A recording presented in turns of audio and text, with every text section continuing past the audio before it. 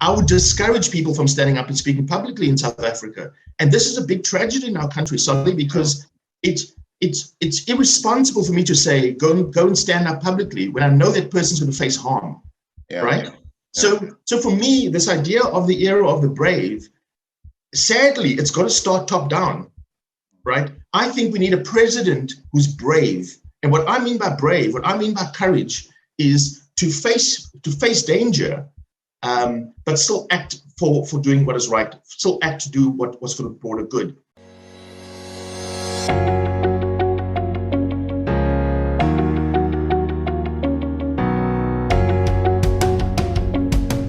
Guys, this is Solimoeng, and welcome again to WorldView, the #1 media company. This is where we explore everyone's perspectives on things that can broaden our own worldview. Today, we have an amazing man. I think he's hiding. Are you still in hiding, Athol? Not in hiding. I'm just not in South Africa. There you go. I'm not in South Africa either. Anyway, Athol Williams, those of you who followed events in South Africa in the past 2-3 years, know he's played a fairly visible role as a whistleblower. That's the official title. I need to have a conversation about that. And of course, he's a social activist, academic, business consultant. He wears all these hats, and he started an NGO called Read to Rise a number of years ago. He's written 18 books, including the one that I would like to talk to you about. I'll make reference to it. This whole discussion is not about the book, but it's a very important, deep collusion, because this is what remains in the heads of many South Africans and South African watchers, and probably even Bain Company. So we're going to have this conversation. There's so much to talk about with Athol, but let's see how we get this done. Welcome again, Athol. Very nice to see you. Thank you, Sally. Good to see you again here. So let's I don't know where to start. I must tell you that I wasn't aware of Maria Konikova's book on what is it called again? The Confidence Game. Yes. I like that book because I have been through that. Okay. And as I was going through your book, I feel that you have held on more than you should have. I don't know if it was deliberate, if it was your stubbornness. You held on to Bain even when these people didn't trust you. I mean, at what point did you realize that these people didn't trust you? That's such an interesting point. Sorry, okay, at what point did they not trust you anymore? Because they did in the past, of course. Yes. Many histories with them, yeah. I mean, that book was important for me as well. The book about being subject to a con, because what's powerful, what she says in that book, is that being subject to a con has got nothing to do with education or intelligence. It's purely about the circumstance you find yourself in and people manipulating your beliefs in things. Mm-hmm. And Bain understood that I was fully committed to justice in South Africa, to corporate ethical behavior. That's what I was committed to. And right. So all of their language was about, Athol, come and do the right thing. Come into Bain at the time of this corruption crisis and help us do the right thing, because we want to have an ethical business, etc. Right. And so I was primed for the con, because they could couch everything then in those terms. Mm. Even after I left Bain under this cloud of blowing the whistle, all of the communications kept still trying to say, Athol, but isn't this the ethical thing to do, right? Your question about when they stopped trusting me, it depends on why we think Bain got me in the first place. And I think there are two possibilities, right? The one is they really did trust me. They really did want me to come and do the right thing there. And then things were actually worse than they thought, right? Mm-hmm. As this investigation was going on, they discovered actually things are worse than they thought. Having an honest guy with integrity like Athol around is not a good thing. That's the one theory. The second theory is it was always a cover-up. They never trusted me. They didn't really think I would do the right thing. They didn't care whether I did the right thing or not. There was a cover-up, and I was the perfect cover. Mm-hmm. So I started to know. They thought you were naive? Well, they thought I was naive. Aren't we all naive if we're being conned? Right? So the scamster who scams an old lady out of her earnings or savings, she is naive when you're subject to the con. So absolutely, I was naive. And with hindsight now, right, I look at that and say, I should have left after day one, right? Right. Because the absurdity of my situation was I was first involved as a contractor, then went back and joined them as an employee. Right. So absolutely people could say, come on, dude, right? You should have known better. But as a consultant, you'd normally be more independent because if you have one foot inside, another one outside. But as an employee, then you become subjected to instructions from the bosses. So doesn't it weaken you up a little bit when you become a full employee, especially in that environment?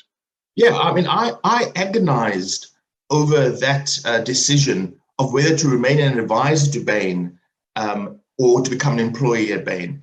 And I think it's important, Solly, to distinguish between the two roles I was playing and what I was trying to achieve. When I played advisor to Bain, it was around them making public disclosure, particularly with the Nugent Commission. So my focus there was, let's get the truth out and make sure the truth is known publicly. As part of that exercise, and soon thereafter, I designed a plan that said to Bain, if you want to do the right thing in South Africa, this is what I think you should do. Right. They then said to me, Athol, okay, we've done the disclosure things, which Athol, you disagree with. You think we haven't made full disclosure, but we like your plan. Come and help us implement your plan for the good of South Africa. And that then I thought, okay, now it made sense for me to actually be on the inside because I could drive the implementation of that plan. And so that's what drove my decision to rejoin as a partner. But that plan would really just be a plaster. I mean, they had lied to you. First of all, there's a crucial report that they didn't want you to see. And in that crucial report was information that would enable you to know what you were doing, to be informed. Otherwise, they were allowing you to walk blindfolded, Solely, you can't come up with a remedial action if you first don't acknowledge the truth for what it is. And if you keep hiding the truth from a person who's trying to heal you, you're basically saying, just make the world look. I like the idea of maybe just go and build a crash over there or paint the school that you said in your book. But that's what they were trying to do. That's what they were hoping you would focus on. Well, absolutely. So that's why I resigned after 3 months, right? I didn't wait 5 years or 10 years to rack up many millions. Which I could have done, right? I mean, they gave me to give some perspective on the scale of the cover-up. I mean, they gave me a guaranteed package, right? Guaranteed salary, not linked to my performance. That would dwarf, embarrassingly what the bulk of South Africans earn and what I'd ever earned. That's what I had in the bag already. And so it was not that I was naive and going after the money. It was, again, this constant trade-off, Sully, of saying, I've got a unique opportunity to be inside an organization which was so central to the planning of state capture. I can keep being an outside agitator, which will have some value, or I can be on the inside. And from the inside, I can then begin to try and make a difference, right? And we always have this difficulty of where we're more effective, on the inside or on the outside. Now, the benefit of me being on the inside, Solly, is that I got access to all the information and evidence that I eventually submitted to the Zondo Commission. So that was one benefit. The second benefit was I then, on the inside, got to ask all the tough questions we now ask of Bain. And I've got those emails and those conversations now as record of their clear cover-up. Yeah, makes sense. Look, Ed, when did you read the Konikova book? Was it before you joined Bain, or before the whole Nugent Commission, or after, or was during the period? No, it was all after. It's when I wrote the book. The book, the intent of Deep Collusion was basically to take my Zondo affidavit, which was 700 pages, and put it into something that was readable to a broader audience. That was my objective. It was for public interest. But at the same time, Solly, it was a process of self-reflection, right? Because, I like this question of, why do good people do bad things?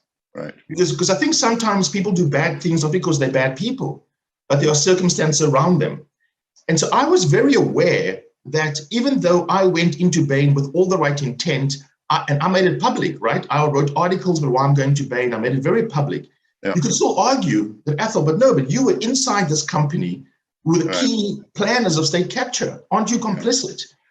And so I sort of stopped myself and said, okay, how did this happen? And that's when I turned to that book, which actually helped me understand some of how I'd been manipulated. I would have wanted to read that book a few years ago because I was scammed. I mean, this is not a discussion about myself, but just to share. I was scammed. It was a journey that lasted for 3 months. They took money from me. They got with all the confidence, and there was a court case. Fortunately, these guys were caught, and there were Hawks officers involved in the scam. It was a big thing. Foreign guys with Hawks officers.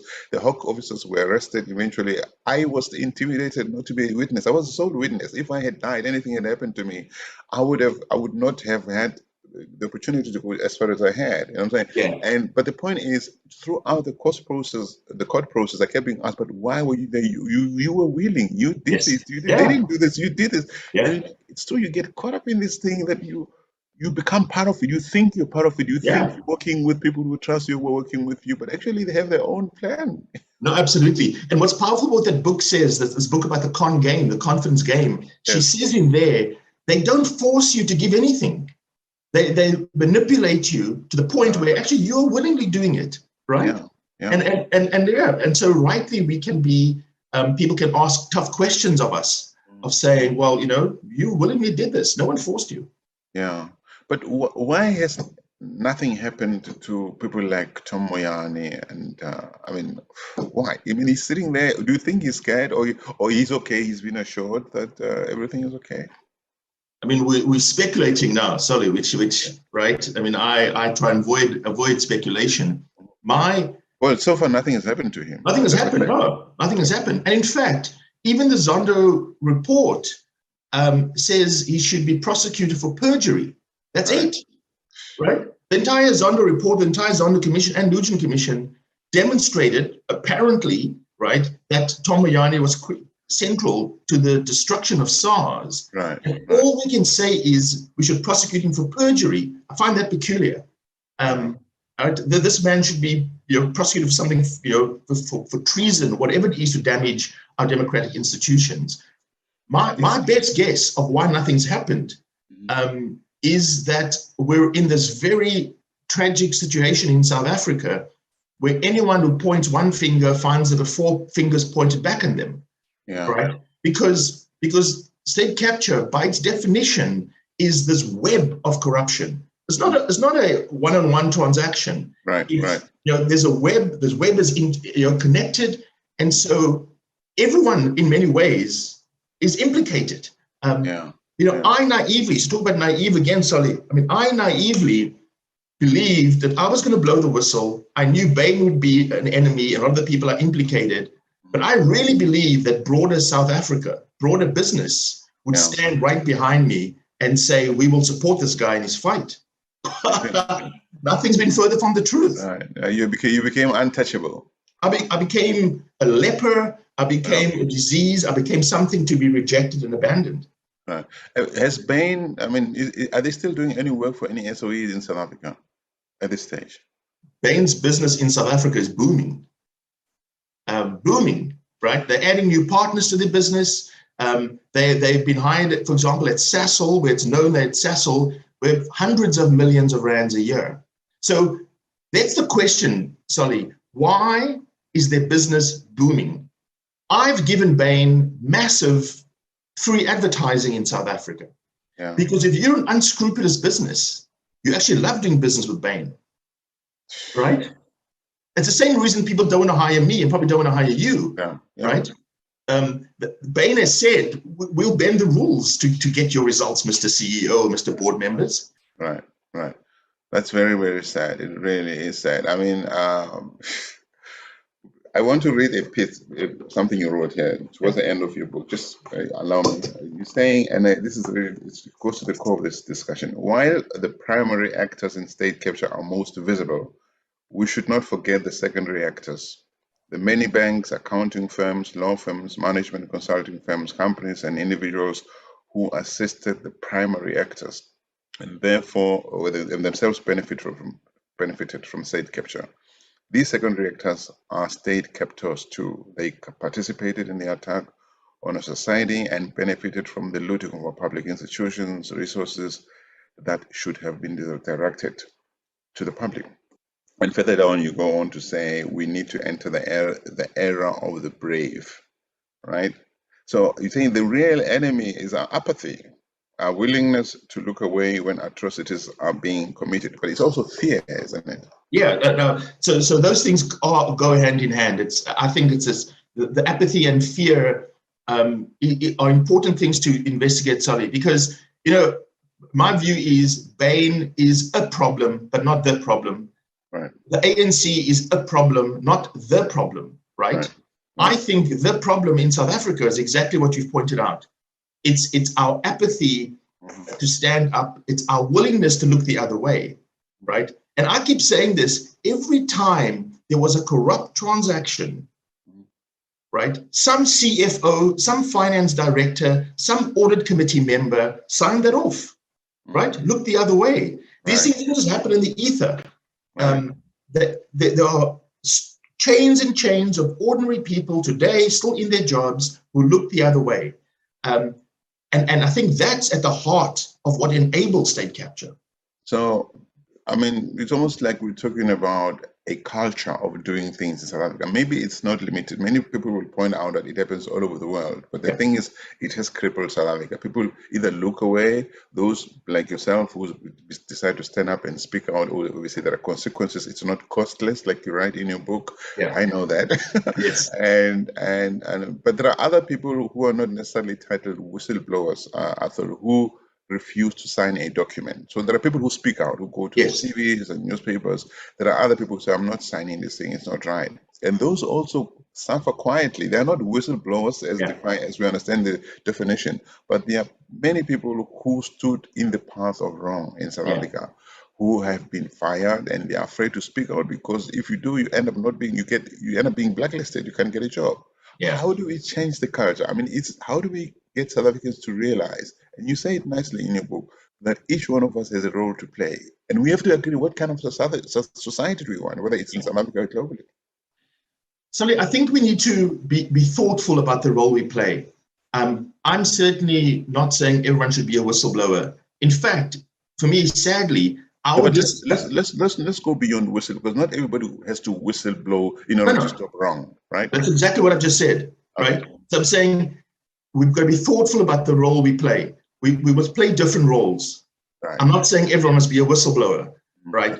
Because I think there's different roles to play. In fact, I'm saying I would discourage people from standing up and speaking publicly in South Africa. And this is a big tragedy in our country, Sully, because it's irresponsible for me to say, go and stand up publicly when I know that person's going to face harm, right?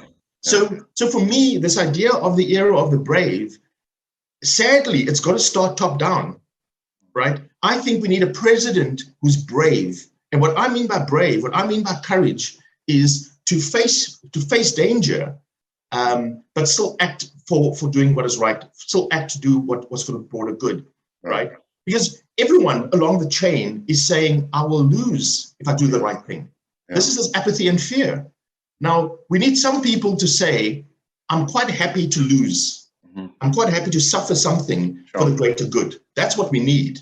And hopefully others will learn from it. But it's exactly not the negative side, but the fact that somebody has to, Nelson Mandela and others had to be in jail for all those many years for us to get to where we got. I mean, it's not like everybody's going to have a picnic to paradise. But it's exactly that, Sully. You know, I'm so moved by this. There's a famous photo of Desmond Tutu and James Clerval and others standing in a line, and the policeman just half a meter away from them standing in a line. And there's that resilience in Tutu's face, right? For me, that's the courage we need. To say, here I am, unarmed. There you are armed, but I'm here standing on the side of right. But the important thing is, Sully, he's not standing alone, right? He's standing there with many other people. And all of them will get hurt if something was done, but they're willing to stand there. And so here's again my third admission to naivety. I thought, I've got to be a man of action. I'm not just going to say things, I'm going to actually do it. And so for years, I've been saying we need people to stand up. And so I thought, well, here's my chance to do it. I'll stand up, and I'm pretty sure people will stand with me. And And as we know, that hasn't happened. Maybe it's just a matter of time, I hope. Yeah. Yeah. Look, Bain, as you say, their business is booming in South Africa, and people are forgetting. We forget. We move to now. We're on Pala, and we'll be on next. You know, we forget what happened just a few years ago. People think Zuma is a victim. Everybody must leave him alone, and all these people, people who have coalesced around Zuma, Mahashule, they now emerging as heroes of the people of South Africa, etc. Do you trust the South African justice system? Let me ask you this question first.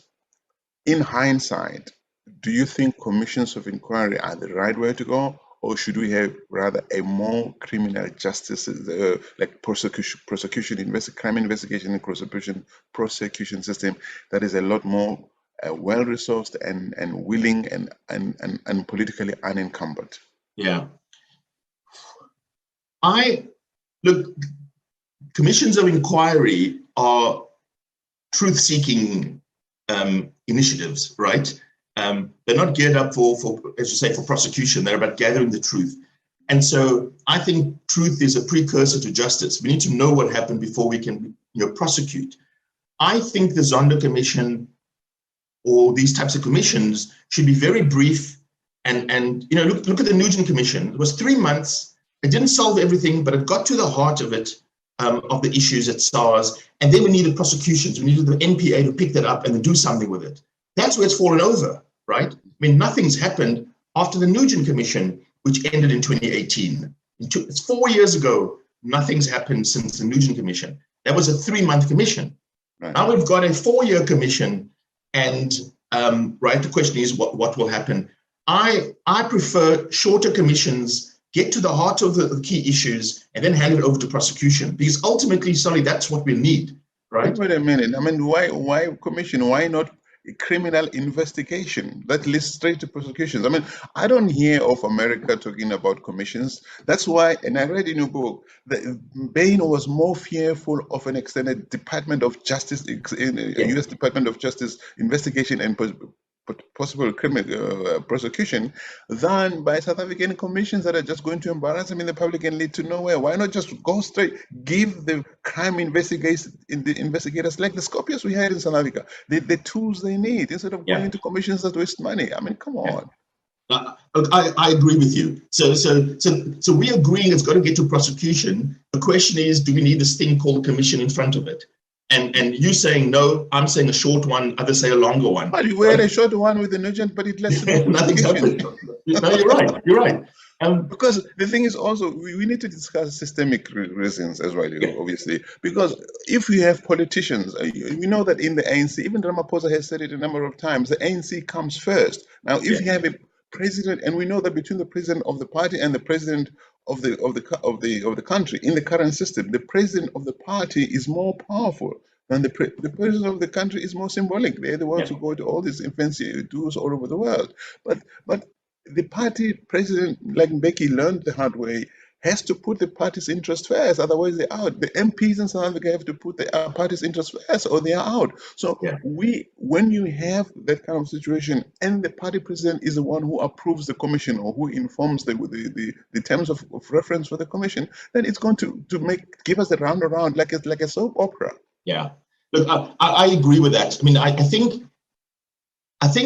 we had the Truth and Reconciliation Commission, which was valuable to make public because it was part of our healing, part of our knowledge. Right. I think some of what's happened at the Zondo Commission didn't need to be public because, firstly, it's so complex. It doesn't need for the public to really know the detail. We need to just get down to actual prosecutions. So I fully agree with that, Solly. I do want to just say the US they have lots of congressional hearings and Senate hearings about these things. But the key difference is it's always with a focus on prosecution. But they're also all fairly independent. I mean, the justice system, there's no indication that it reports to the president or to some powerful people in America, which is, do you think Shamila Batohi is unwilling or unable? So I've got no information to make that assessment. Well, from what we see, I mean, so we can talk about what she's done, right? Has she prosecuted anyone, right? Is Bain even under investigation? I doubt it, right? So as the whistleblower and as a potential witness in the prosecution of Bain and the people are implicated, I have never been contacted by the NPA or the Hawks. I mean, so that gives you your answer, right? Yeah, I think you're more of a diplomat than I am. I don't think so. Bain doesn't think so. Well, do you think that their day in court is still coming in South Africa? Do we think we need to change to strengthen the NPA, have a better leader who is more independent, not appointed by the African National Congress, in order for the principle of equality before the law to be seen as such? Well, there are two questions there. The one is, will the day in court come? I don't think so. I don't think there's going to be accountability for the major players in state capture. The corporates, the banks, the law firms, there will be no accountability because I don't think the NPA has the ability to deal with that. I also think that there's this web of connectivity, right? Ramaphosa hired Bain, right? If Sipho Maseko, the people at African Union, the people at GBSA, PIC, IDC, all hired Bain. So. Right. So if we're saying let's blow the lid, what Bain did, hold everyone accountable. There's a lot of people who find their hands are suddenly dripping with blood and it's very visible. So I think what's happened, Sully, is that it's in no one's interest, to prosecute. Right. This issue of the independence of these commissions and prosecutions, absolutely. I mean that's why Zuma disbanded the Scorpions. Was to one, disable, but also take away that independence. Do you think a request for extra, the gentleman Vittorio Massone, do you think he should be extradited to return to South Africa for a criminal case, or to answer to some of these allegations, or just like they're trying to do, apparently they're trying to do with the Guptas, but they're not doing it with Zuma's son? I mean, should they be making noise about him and others who left? I mean, all those Bain people who decided to leave the country when it got hot, began to get hot, and should just to show an example, be brought back. I think absolutely. I think Vittorio Massone should be extradited and held accountable in South Africa, and as you say, along with his many colleagues, and we have this debate in South Africa. Of should we hold the company accountable or the individuals? And I don't know why we struggle to have two ideas in our minds at the same time. Of course, it must be both, right? We as a corporate entity, there's responsibility, and then as the individuals, there's responsibility. I mean, to hold them both accountable. Look, I work in the area of brand reputation management, and I teach that at the business school here. So I think I believe brands are led, even a destination brand like a South Africa brand is led by the president, who's really the CEO of South Africa Inc. If he can't speak from a moral high ground to South Africans, nobody's going to listen to him, because everyone will say, yeah, but what about Pala now? What about that? What about Marikana? What about? So he has no lessons to teach anybody. So when you have it, and there are values, all brands, whether corporate brand, NGO brands, all brands have values. Now, you make a lot of reference in your book to the values of Bain, of Bain Company rather. But everything they did all along, at least in your account, has nothing to do with the values that I can respect. And the people like Massone, they are all part of that brand, right? So brands like to say, but it's so and so who's responsible. But if the partners right at the top protect him, it means that they agree with what he did. Absolutely. And they spend so much money on that American legal firm to make sure to protect the cover-up. It means that the company is itself entirely discredited. Absolutely. Sully, I mean, I agree with you 100%. And this is what I try to show in the book and in my testimony at the Zondo Commission, was that this wasn't an isolated lone rogue. Right, Massone has got a lot to answer for, but Massone didn't act alone. Right, he was surrounded by other partners. It's interesting that within weeks of the Nugent Commission, all the South African partners at Bain were taken out of the country by Bain. Every single one of them were taken out of the country, right, for their protection. So, but it wasn't Massone alone. The chain went all the way up to the top, right? The global CEO knew what was going on. The global head of legal was involved. The global head of marketing was involved. And so Bain claimed this was an isolated little lone rogue. But what's interesting, Solly, just your point on brand and reputation.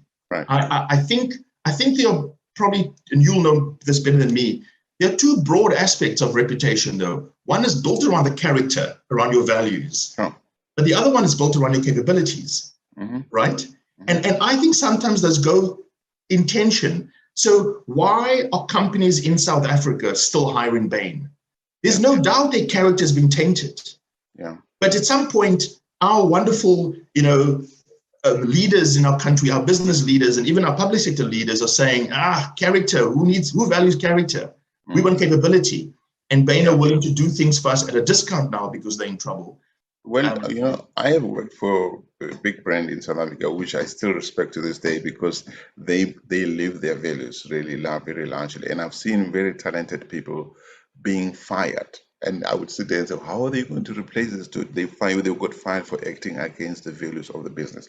I've seen this business withdraw from countries where it was put under pressure to pay bribes because it said, these are not our values. We can't be calling ourselves a values-driven business and do these things that we are being forced to do. So when you work in a company, no matter how talented you are, if your values are not in alignment with the values of the business, then the business has to throw you out. Nobody is indispensable. Nobody. Yeah, agree. And so we can then go and we can then impute or infer about what Bain's values really are based on their behavior. Because I think, as you say, the values is not what they put on their website and in their glossy brochures. The values about behavior.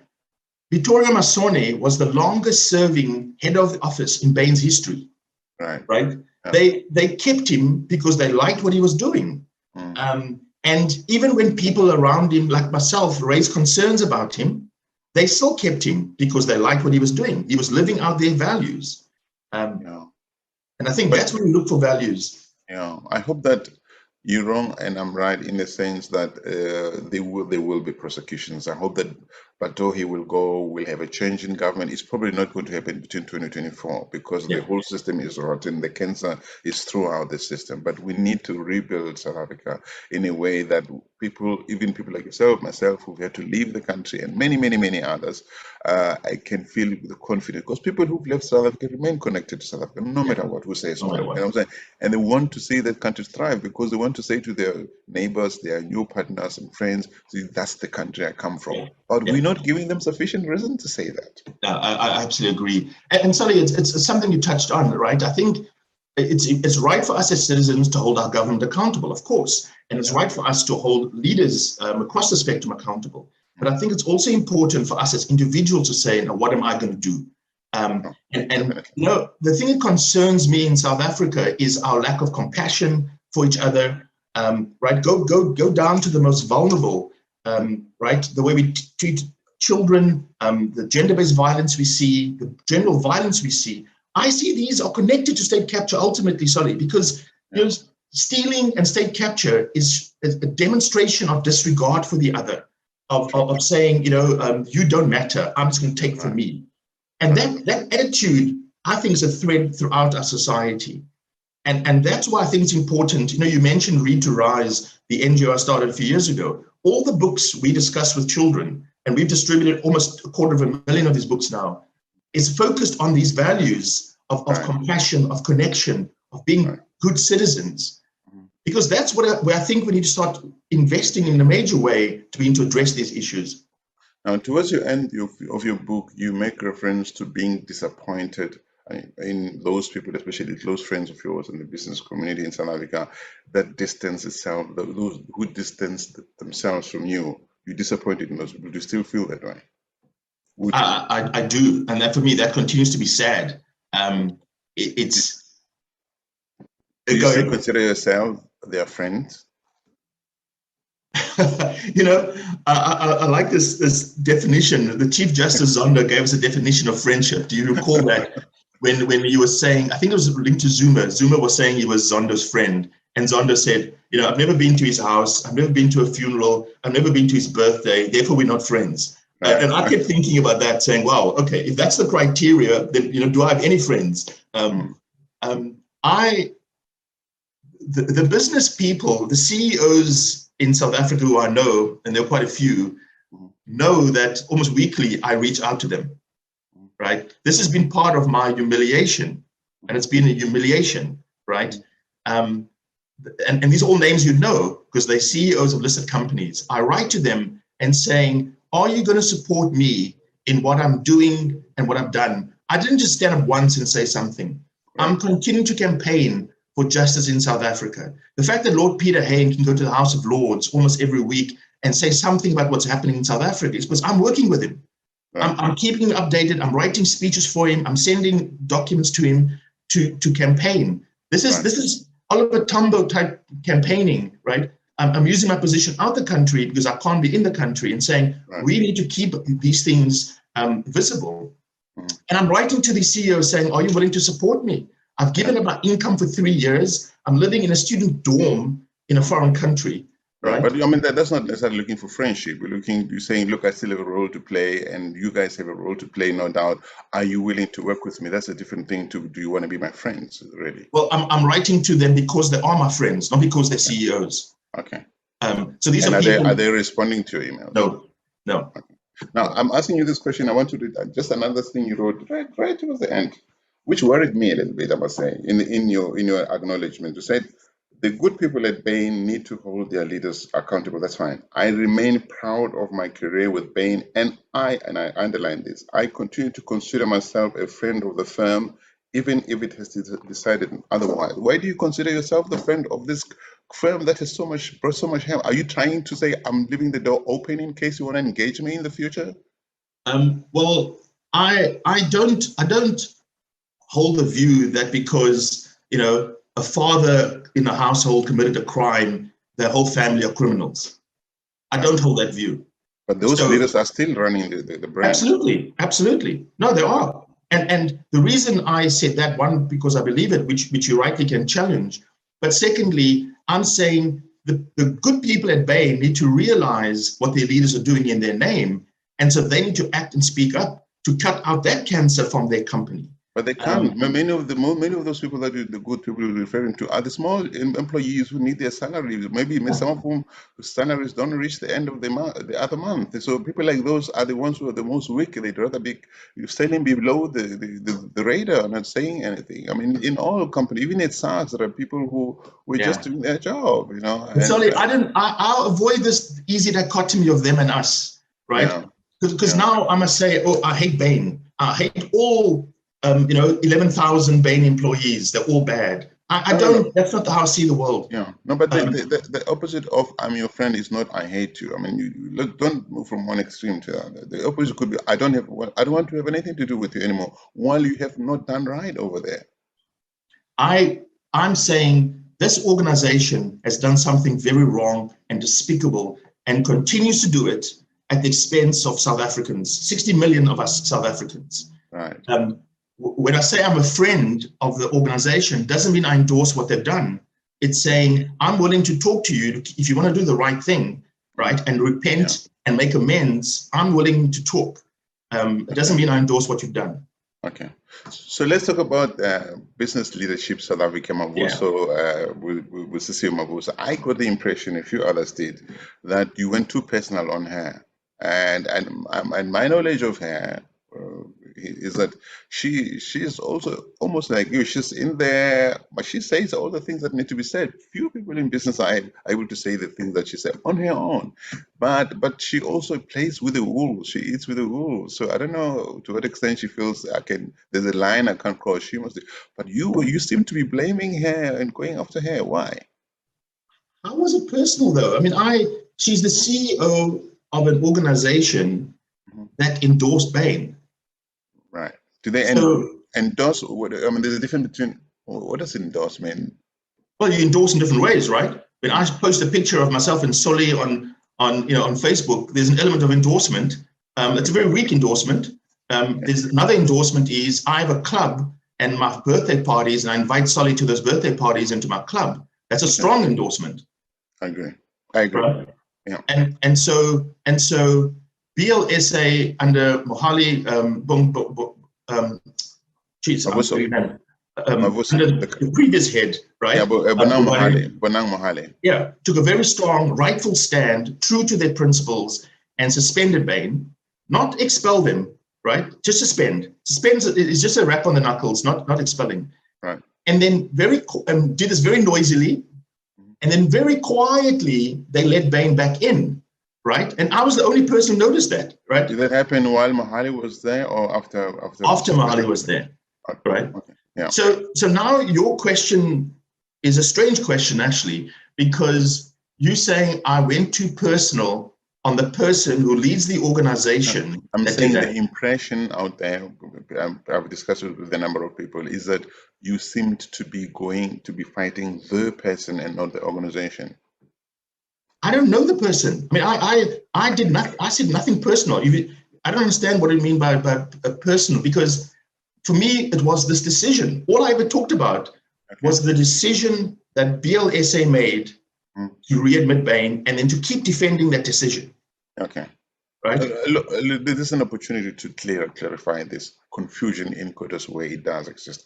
I'm happy with your answer. I totally agree with you that BLSA should not have admitted Bain Company back into their fold, given what we know and what they cannot pretend not to know. Yeah, I think what was more scary for me, if we're talking about what's scary, was Busi Mavusa's statement that said, Athol, if I must suspend Bain because of involvement in corruption, then I must suspend all my members, right? And I think that was truthful, right? I think that was a very truthful but scary statement. Yeah, flip. Okay, so would that mean maybe she knows that all of her members might have reason to be suspended? But again, the BLSA is a membership organization. It relies on these people paying their dues. So if we have half of them no longer being placed in a position where they can't pay anymore, it means that salaries at business leadership South Africa cannot be paid, right? Yeah, well, it's fine for them to say they're private club members, but the point is they're making very public statements and taking very public roles. I mean, that was the time when they were even appealing to Boris Johnson to drop the travel ban. They were acting and speaking as the moral voice for South Africa. Right. And if they want to be the moral voice for South Africa, which we'd welcome because we lack that, then they've got to be moral actor as well. Yeah. And that's what I was challenging, Solly. I think what we understand, many of us fail to understand in South Africa is the web of political control, because the ANC has been smart over 30 years. They place trusted comrades in positions in business and SOEs and all this, and in boards of companies. And these are the people who rise up and say, no, we can't do that. We can't, because they report somewhere else. And many South Africans think these are just independent voices. It's not obvious that way. Hey, it's my fourth naive admission. I mean, I thought at least the universities would be independent, right? I mean, I was a business ethics lecturer at UCT, who for once, wasn't sitting in my ivory tower. I came down to the ground and began to act on the ethics I was teaching, and was told to leave and told to shut up, right? All the way to the top, to the vice chancellor and to the council and the chair of the council. I mean, the chair of the council, I raised concerns about UCT hiring McKinsey, right? At the time when McKinsey were deeply implicated in state capture. Right. They said, don't worry, Athol, we'll conduct an investigation. They conduct an investigation. Now I know all about investigations, right? But sorry, the investigation wasn't on my allegations or my concerns. It was on me. So they conducted an investigation on me, and the ombudsman submitted a report, which they still today refuse to let me see, right? Yes, there's transparency, to say this Athol guy, we should get rid of him. Yeah. Now, I have a suggestion for your next book, if we have time. Please. It's called South Africa, the Country of Inadvertent Enablers.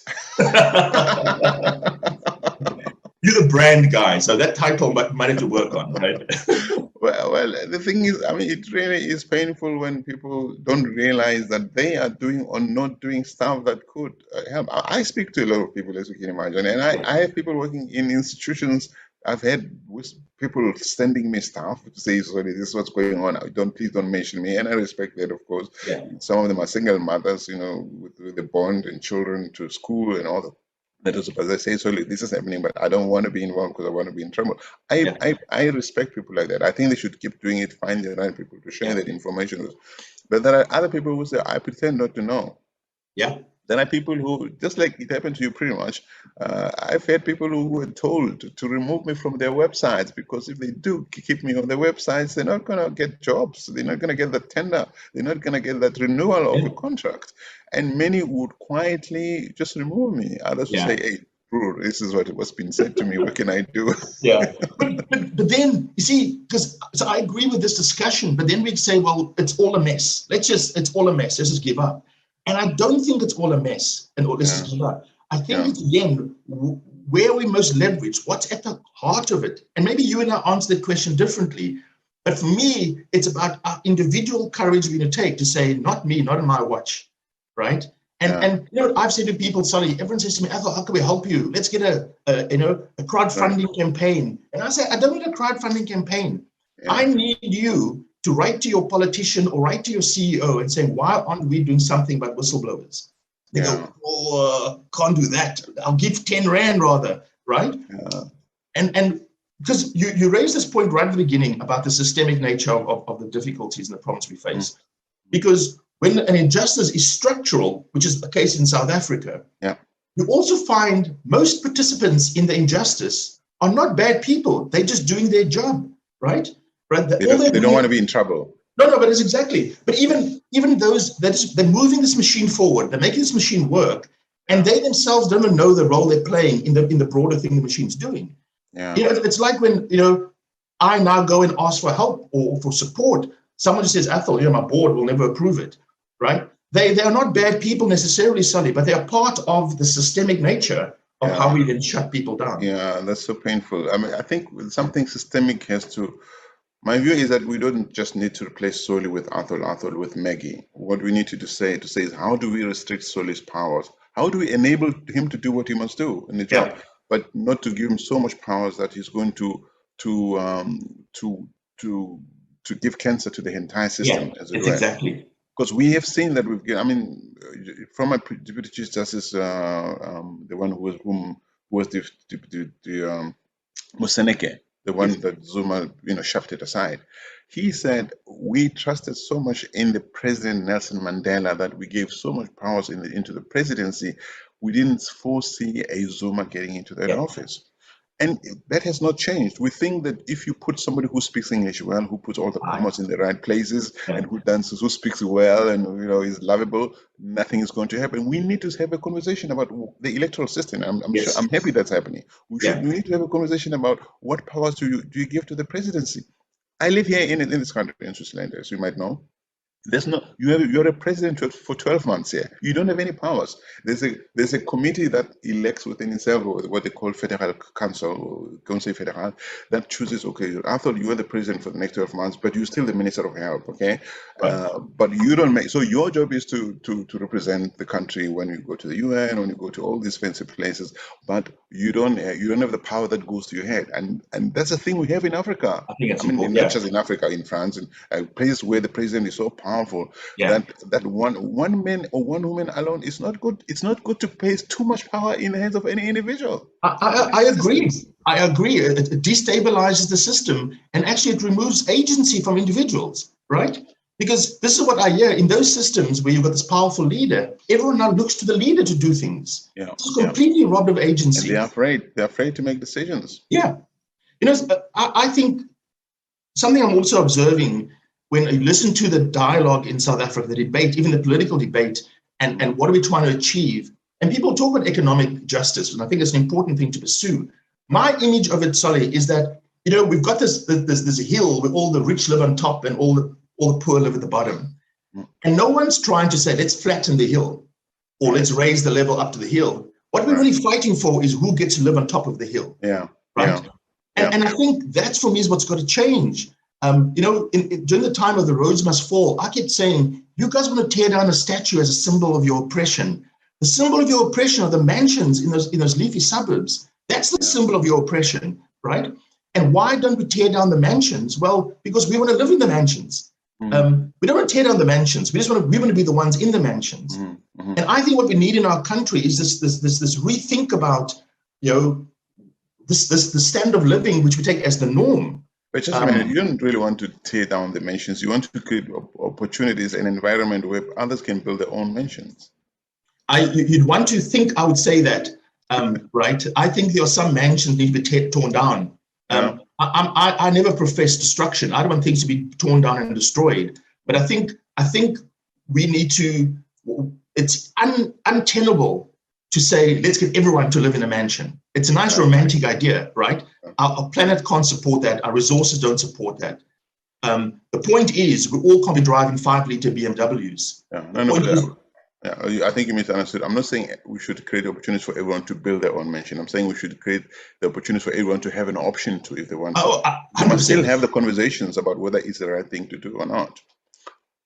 100%. Right now, some people can do certain things, we can't do other things. But do you think, this is on history, and you touched a bit on history, do you think that, say, apartheid, because that's immediate to colonialism and all that stuff, apartheid history has created the mindset in South Africans, especially Black South Africans, on the whole, to defend the indefensible? Because I still hear people say, but leave these people alone. It's their time to eat, or look at what happened previously. This is where the real trouble lies.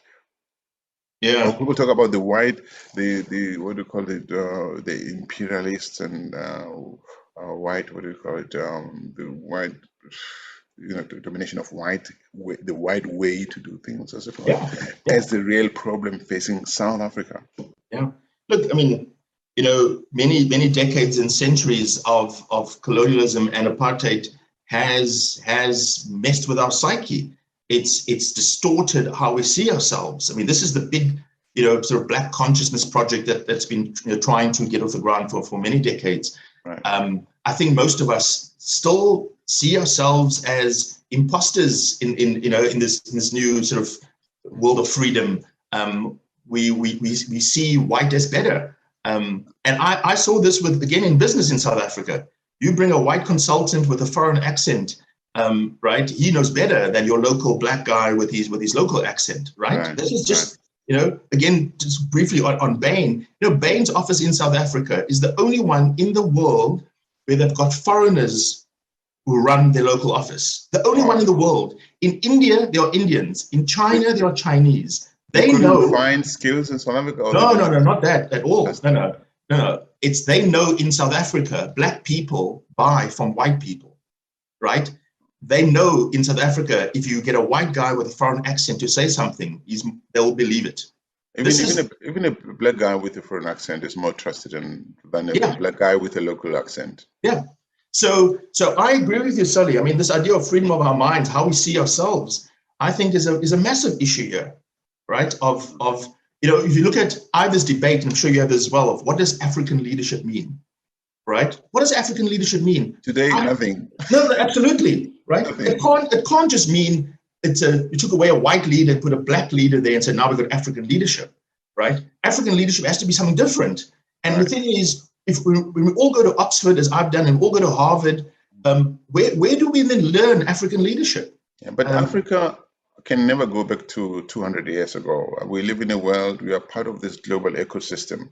If you allow me, shit has happened, like we say, all over the world, and maybe not just more so in Africa. Look at what's happening in Ukraine now. But point is, we've gone through lots of pain, no doubt. Nobody can deny that. But we have to say, how then do we build? How do we use what we have, including the inherited stuff, including the inherited architecture and infrastructure, the train system. A lot of stuff what we have in South Africa is not African by origin. Let's be real about it. Absolutely. How do we use this to build from it and to become a really strong, powerful player in the global arena than destroy stuff because it was built by other people? It doesn't make sense to me. No, I completely agree with that. I mean, I think it's about our vision we have for ourselves, right? And I think this is where our president has let us down again. Right? What is the vision? Right? Where is it that we want to go? Where we see ourselves going? And I think this idea of taking our citizenship seriously, of saying, did I fight for freedom or fight for democracy? Yes, but importantly, I fought, to the extent I did, to be a fully fledged South African citizen with full dignity. That's what I fought for, to be a citizen. But the responsibilities come with that idea of being a citizen. And so that's what I, am keen on, Sully, of us as individuals realizing our agency, our citizenship responsibility, and then collectively come together and saying, how do we run this country, take it back, as opposed to you don't belong here, or you're a racist, or you're a foreigner, which tends to dominate our thinking as us and them. Yeah. If the good people of South Africa were to come together and say, Mr. Williams, we want to make you president for 5 years, what would you do? Would you adopt some elements of benevolent dictatorship to just get things right? What do you do? I'm Athol. I support this message. I'm now running for president. No, I don't think. Firstly, I don't think South Africa needs. I'm not the right person for president. I've got wonderful ideas.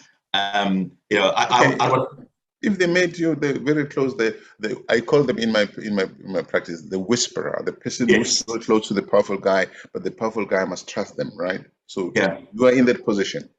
Sorry, I don't think benevolent dictators what we need. I mean, I think benevolent dictators the dream, right? I just don't think they ever exist because no one with unfettered power knows how to contain it and constrain it. What I think is, I think we as South Africans are passionate people. We are massively passionate. We will get behind ideas and run with it. Yeah. And I think that's what we're lacking. We're lacking knowing where this is going. We're lacking this idea of what brings us together. And so we're lost. And we're sort of running scattered. And that's why we're kind of just hacking at each other. Right. I think if I could whisper to the president and have a president act upon it, I would say, how are we going to find ways of bringing us together? Not in some bullshit way. You use that word, so now I can use it. But it's saying, what is this country really about? And if we can tap into the idea of our passion, right? Let's go and build businesses. Let's go and get out there and clean the streets. I remember Desmond Tutu going into townships during the apartheid and saying, "Come on, right? We're going to change this country, but look at the dirt, the garbage lying around." Right. Let's get back our pride, our individual, our national pride. But somebody has to rise, right? Because we need somebody we can trust, not necessarily another Mandela or Busak in their times. We need, but people whom we believe mean well and they love us all. Right now, we live also in a country of racist narratives that are dividing us. Look, I don't discount at all the value of leadership in that respect, because we need someone or some people to represent those values and capture it. And I think to bring everyone together in a way. I say I'm committed to our country. I'm committed to public service. In one of my previous books, I mentioned there that one of my dreams is to be president of South Africa. And in our political system, I can't see that ever happening. Yeah. But the idea of being committed to public service, Solly, I mean, if you say to me, Athol, we'll put resources behind you and bring some of your vision to life, I'll be there. Okay. So Athol, I mean, we're almost pretty much at the end of this discussion, but it's so hard to have everything I wanted to discuss with you. Yeah. Okay. So is there anything that we're hoping that I would ask you that I haven't asked you? It's such a great question. I've really enjoyed this discussion because it's been wide ranging and getting to core issues. Sully, I'm an ethics scholar, so I mostly study and try and think about what doing the right thing entails. But I'm also, my background's in strategy. And so it's interesting, I find these two things sometimes in tension. How do I do the right thing but still be effective? How do I do the right thing but still win the race? And often they're seen as in tension because, most of the time cheating is a good way to win the race, or beating my opponent. And so I'm thinking, if I'm the president, or for each of us as leaders, how do we deal with this idea of being effective and doing the right thing? And it's a question I haven't fully answered, but it's a question I'd want to put to leaders in thinking about how do they deal with that? Because I think right now, if we focus only on the effectiveness, we are failing in this idea of doing the right thing and acting with integrity. I'm not saying we should all sit around and just hug each other and sing Kumbaya all the time and not be effective, right? But I think that's the challenge. And so that's one of the things I'm thinking about quite a bit, of saying, how would I behave in those situations to be effective and ethical? Yeah, you see, I've been in trouble before for speaking out because I speak out. And that's why I'm probably virtually unemployable, because I say what I think needs to be said. I believe that we should all take responsibility for the things we say and we don't say, but also for the things that we don't say and don't do that we should have said Yes. and done. I Yeah. believe that. Yeah. All right. Do you think people like you and me and others, and many others out there, should learn the art of looking the other way in order for the world to continue in a semblance of peace? Well, so if I distill your question, it's around, well, should I change the world or should the world change me? Yeah, right? yeah, It's exactly. that, right? I mean, it's Yeah. interesting. I wrote recently this 3-line poem, which says, it's called Whistleblowers Confession. It says, "Bless me, Father, for I have sinned. I've spoken truth." Right? And what it says is, in this world where I live, telling the truth is a sin. Telling the truth is wrong. Yeah. I think I'd like to think you and I, Sully, will keep speaking this truth and grinding against the society that says no, comply. Because the fact is, we've got a compliance world. Yeah. The person who sticks around, keeps his head down, keeps saying "yeah, boss," they're the ones who get promoted. They're the ones who move ahead, right? Correct. The one question maybe I would have hoped you'd ask me is, Athol, what do you think of our cadre of black CEOs in the country, right? Because so let me answer that question, because I think the country wasn't captured by politicians, Sully, right? The politicians were there. They were running the country not very well. South Africa was captured by the private sector. The Guptas are business people, right? They hung out with, PwC and Ernst & Young and KPMG and all private sector. So the private sector captured South Africa. And this is why I've had issues with BLS's approach, because they represent the very people who captured our country. So what do I think of them? I think they're cowards. The business leaders in South Africa, BUSA, BLSA, and all the CEOs, JSE, are cowards, because in my mind, they're the types of people who became the chiefs during apartheid and colonialism, right? We were oppressed by the chiefs, not by the colonials. They took people from among us and let them oppress us. It's like the Atlantic slave trade, right? The Atlantic ship, the slave ships only went to the coast of Africa. Right. The people went to fetch the slaves in the villages were Africans. Sure. Yeah. And so my challenge to South African black business leaders today is saying, are you really acting in the interest of Africa, or are you just merely being, a slave trade intermediary or a new chief? Yeah. But I mean, you seem to be almost saying you believe in the concept of corrupted and corruptees, and I don't believe that, or corrupted. I don't believe that. I think that where you have human beings, you need to have, I always say, you need to have traffic lights. When it's red in front of you, you stop. When it's green, you can go. When it's yellow and you still far off, you prepare to stop. We need rules. You can't have a society of human beings where you don't have rules and regulations, and you need to keep checking that. Barack Obama, soon after he got elected president of the USA, he spoke to the Ghanaian parliament. He joined sitting there. And one of the things he said to them was, Africa needs strong institutions, not strong men. Now, in South Africa, we had institutions, but we put the wrong people at the head of those institutions. So we need to go back to say to ourselves, how did state capture happen? What are the things in the systems, in the way, the things, the delegation of authority and all of that? What are those things that enable this thing to happen? How do we change them? Yeah, so I agree 100%, Sully. We need strong institutions and the right people to hold positions in those institutions. I think what undermines even the strongest institution is the moral decay in a society. Yeah. Right? Because the traffic light example you use, right? What happens in South Africa right now? Everyone sees a red light and we go. Yeah. And why do we go? Because everyone else goes. Yeah. Right? And so yes, we need a strong institution. We need the right people in those institutions. We need the enforcement to ensure people are following those institutions.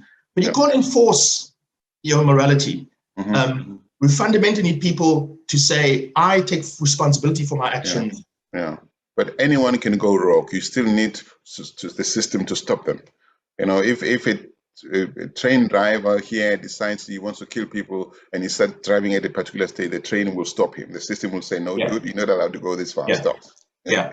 But Athol, it's been awesome. As you can see, we're supposed to stop about 8 minutes ago. We keep going and we can go on. Maybe there'll be another discussion follow up in the future, but I really appreciated you. And please do not stop being engaged. South Africa needs you. It might be in 5 years, in 10 years' time, you're still a young dude.